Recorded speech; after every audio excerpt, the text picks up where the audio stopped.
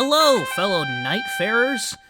Sorry, what's going on? I'm making another common video that people make once a new game like this releases, and I'm not ashamed of it because I like talking about boss fights. The Nightlords, as I've previously mentioned in my last video, are some of my new favorite fights in the series, right behind Covetous Demon. They're incredibly cinematic, mechanically more complex than we've seen in these games, and they're just overall fun, challenging encounters. If I can wave my accomplishments in your face real quick, not only have I beaten every Nightlord with a team, but I also beat them solo. So my ranking is based on how I perceive them with a group and without a group, after multiple fights. I'm here to rank all the Nightlords from worst to best, in my personal opinion. Spoilers ahead, of course. That's all that really needs to be said. So without further ado, my name is Josh, also known as Beef Jerky, and I hope you enjoy.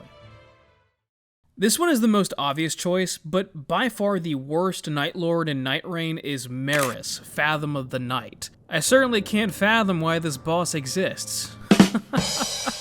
He's basically the story of Elden Beast all over again. I would argue he's a bit worse at times because he likes to float in the air, and I of course like to use melee builds. It's kind of hard to hit a boss that's floating away from me. I decided that on my solo run, I was going to use Revenant because she has high faith, there's a lot of lightning spells in the game, it just kind of works out. Still, I can't deny the absolutely incredible atmosphere and soundtrack. Maris is definitely one of the more atmospheric Nightlords of the group, but man, he can be a boring fight at times. His fight centers around his waves of water, kamikaze jellyfish, and gross-like hand appendages, which kind of remind me of Dead Hand from Ocarina of Time. I always have tunnel vision in these type of games, so sometimes I get whacked in the back of the head, which leads to a moment of panic. Kind of annoying, but nothing too crazy. When he enters the second phase, he gains a new attack where he curls up on the ground and proceeds to sleep any players nearby. It doesn't sound too bad, except you take constant damage from the nightmares, or something. It's kind of like Darkrai using Dark Void in Pokemon. And the more he does this move, the stronger it becomes. By far his most devastating attack is the Giant Teardrop, is what I call it. This thing has ended a couple of runs I had against this boss because it unleashes a huge AoE that damages and puts you to sleep. I mean, it's easy to counter, especially if you have Recluse, Revenant, or Iron Eye on your team. The saving grace is if you attack the Teardrop, destroy the hands, and the jellyfish, they deal damage to the boss too. Not directly, but they'll transform into little bubbles and contribute to the health bar. I actually found that it was easier to fight on my own because there wasn't as much going on. I hate to say this, but when a teammate goes down, I feel like all rational thinking goes out the window for some players. And you know what, it's understandable. Still, Maris is an easy fight, and when compared to the other Nightlords, he's also boring. Thankfully, he's the only real below average boss on this list. Gnoster, Gnoster, whatever it's called, the Wisdom of the Night. This one felt similar to me because I play a lot of Monster Hunter, and for my fellow hunters who have also played, I'm sure you've made the comparison between Gnoster and the Celtis Queen. What shocked me the most was how similar the two bosses fight. Celtis Queen is the main powerhouse, while the Celtis male provides support. The giant, mole cricket, I think, is the main threat, and the moth is shooting magic from afar. They even combine together in a similar way, and they charge together too, enhancing both of their attacks. It's kinda eerie how same they are. I don't know if they took inspiration from it, but it's cool regardless. I think I like this fight a lot. Fighting it solo, it did seem a bit too basic for my taste, but at least it wasn't annoying unlike our previous entry. The Mole Cricket performs the usual melee combos and stomps, but where he differs is his ability to synergize with the moth. When the second phase begins, the moth will ride the Mole Cricket and attack together, including their over-the-top charge attack that has insane tracking, ridiculous damage, and the moth is shooting out multiple beams of magic as you're desperately trying to escape. This thing has killed too many people on my team. It's ridiculous. I don't know if they should slow it down or, you know, whatever. We've had Promise Consort Radahn in the past. I think we'll be fine. Really, this boss is all about the moth, slowly draining your health with its attacks or poison, and the Mole Cricket blindsiding you to finish the job. It's a tough duo to face, especially alone, but with 3 people, it's a manageable fight. The reason why I think this fight works is because by themselves, they're an easy target. Together, they make a formidable foe. Okay, that was my fault. I pressed the wrong button. I think the biggest complaint I have from this boss is the Mole Cricket's roar does damage. I don't understand it. It's annoying, and it's an artificial way to make the player play more defensively. Besides, the range is huge. Overall, I would say this fight is about average. The first Nightlord every player will come across is none other than Gladius, Beast of the Night. I think this is a great introductory fight. In case you weren't aware, this game is meant for 3 players, and this boss will make sure you understand that by splitting into 3 enraged puppies. What's weird to me is that the group of 3, all 3 dogs, will target one player, usually the one who has the higher heart rate and anxiety. They somehow know, like, they can tell when someone's having a tough time in this fight, or they're healing, or I don't know, but it feels like they're always targeted. I wish all 3 focused individually on each player. It would make for a great dynamic mid-fight. When I fought this boss solo, I went with Raider to tank their hits and negate some of their damage. Surprisingly, it worked out perfectly. Of course, I still played like I never picked up a controller before, but it wasn't too difficult. That being said, on your first run through the game, Gladius will feel like one of the more challenging boss fights. It's because you're also trying to get used to the game in general, so it's like, oh, this is the first boss, it's super difficult. But once I fought every single Nightlord again and revisited each one alone, Gladius honestly was on the lower end. Doesn't mean he wasn't engaging. I mean, I love the idea of a giant fiery Cerberus using a chained sword as a weapon. This is Sif all over again, except without the tragic limping at the end. Each Nightlord has an ultimate attack, and Gladius is a wave of explosions that I certainly can't dodge yet. But it's really cool. I think a good boss is one that is still fun even though you've mastered it. And I can say that not only for Gladius, but for the rest of the fights to come on this list. Fulgar, Champion of Nightglow, is such an amazing boss fight. From here on out, except for the number 1 spot, and number 2. The bosses can be interchangeable, and they probably will change as time goes on. For now, Fulgar is below Gladius. He's a one-armed centaur with the ability to summon giant spears from the ground. I think I said enough already. On my solo run, I went with Raider because it almost felt like personal, a warrior to warrior. I had my Havel Knight cosplay on and was swinging like a crazy man. Surprisingly, this worked out great, although I had an incredible build at the time, so it's kind of unfair. I could inflict Scarlet Rot and Bleed and gain a power boost from that. At first, his fight was easy to manage. Giant swings from his weapon that are easily telegraphed and simple attacks that show nothing I haven't seen before. When he powers up though, you need to hit him with lightning if you want to cancel out all the giant spears that will burst forth from the ground. If you don't, it adds another layer of difficulty as he charges back and forth across the entire arena. His range and speed is impressive. I love how fast this fight can be at times. It goes from manageable to, oh my gosh, he's Sonic. He doesn't give you a break, not that the other Nightlords do, but I felt some of the most pressure with Fulgar. Once I did enough damage, he started to regrow his missing arm, and that surprised me. Honestly, one of the more shocking transformations in this game. I mean, he goes fully fused Zamasu from Dragon Ball Super. It's insane. This corrupted arm has incredible range with new combos that are honestly cool to simply admire. With Raider, I could tank through a good portion of them, and when he knelt before me one last time, it was a satisfying victory. Now with Lightning, it becomes significantly easier, which is the point. Every boss has a weakness that you should utilize if you don't want to have a terrible time. I haven't mentioned it until now, but the music for the Nightlords is amazing. Fulgar's is that of a manly choir, almost as if we're in the middle of a gladiator match. It's a great battle of strength and endurance, and however you wish to tackle this boss, it's a grand time.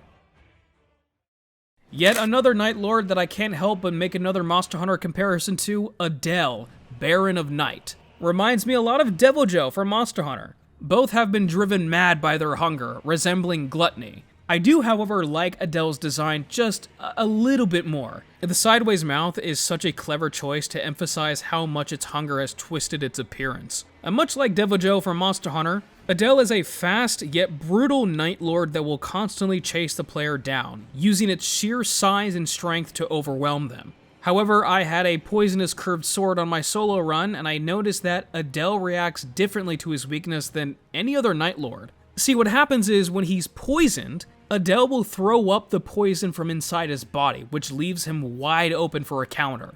And you see, I love this mechanic. I love it when a boss has a clever usage of their weakness, and Adele, I think, does it the best in the game. After throwing up in the middle of our showdown, Adele enters the second phase. and gains an affinity for lightning.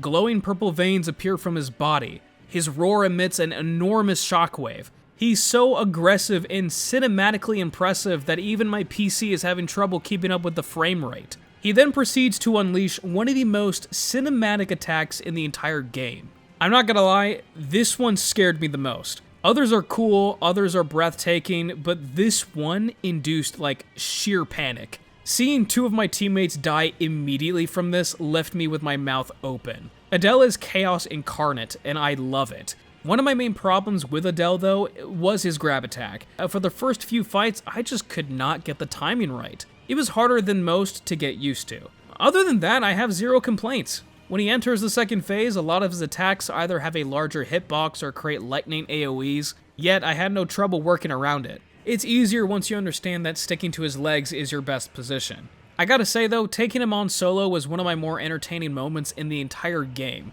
Definitely a boss to remember.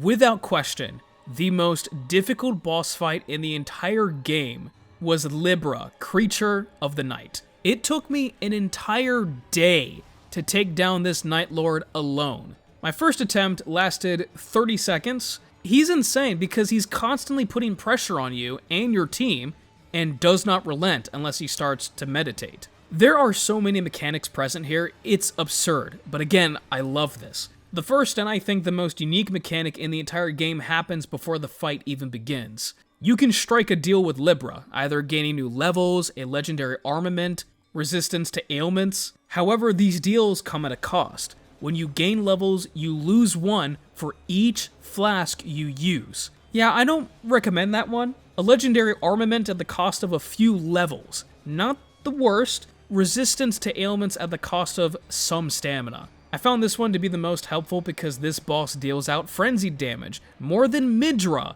Lord of the Frenzied Flame. Ironically, this boss is also weak to frenzy, but what happens is if you proc it on him, Libra enters a steroid-like rage and proceeds to pummel whatever player is nearest to him.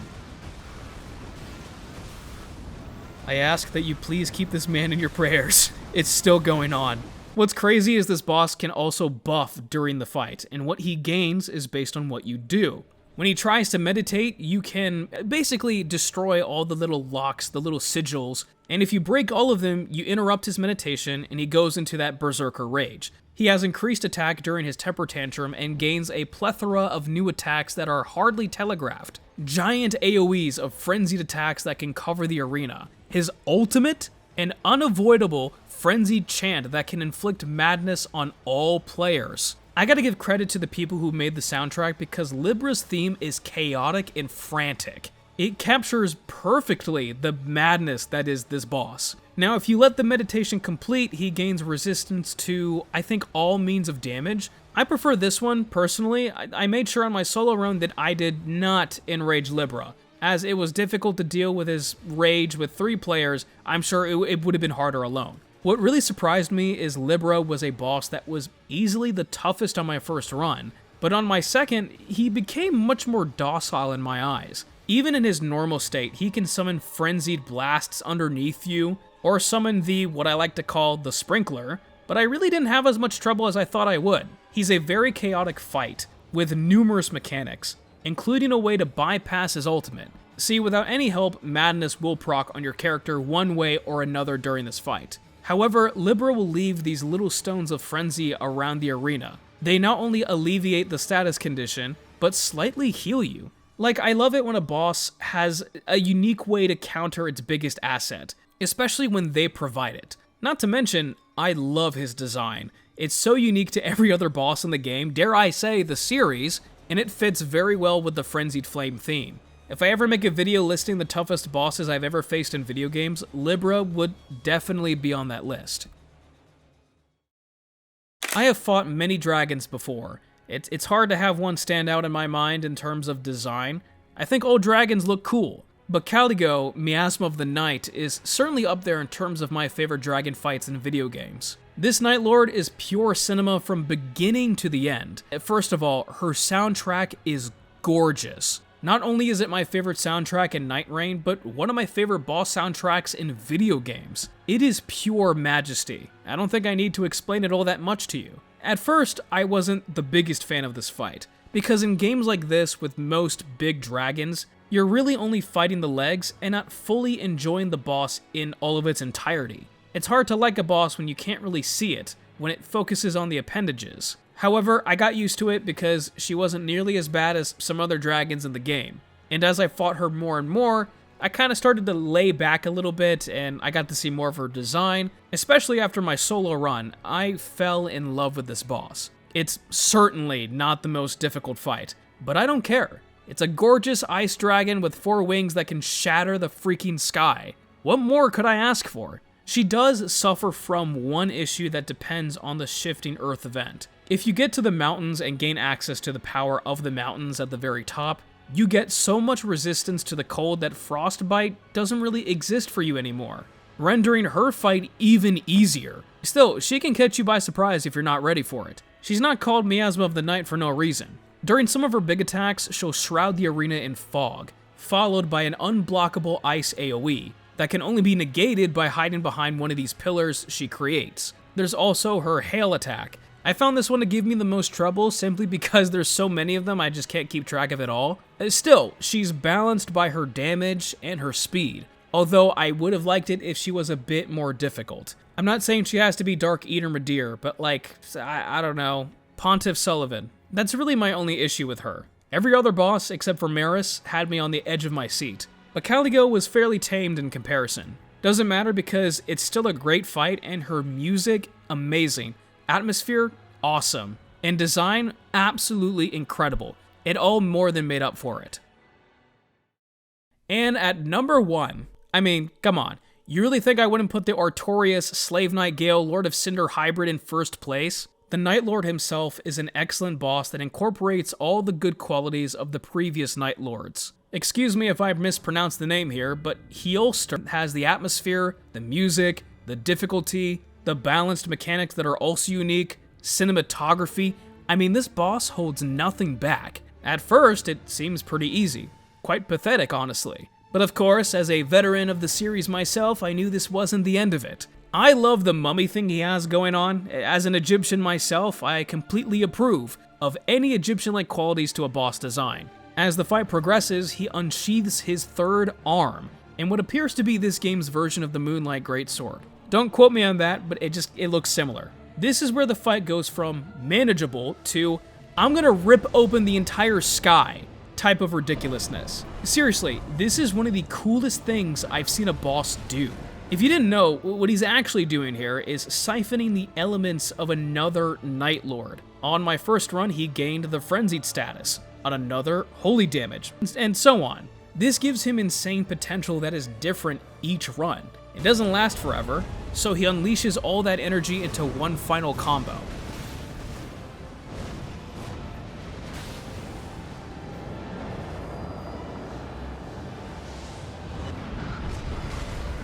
Gotta give a round of applause for that one. On my solo run, he was the one that gave me the most difficulty. One-on-one, he reminded me so much of Slave Knight Gale, a boss that starts mundane to get you used to the rhythm, and then suddenly bumps it up to max stats. Still, it was manageable, and I beat him after a couple of tries. After fighting him numerous times like all the other Nightlords, I can't say there's anything bad about this boss. Easily the best and my favorite boss in Nightreign.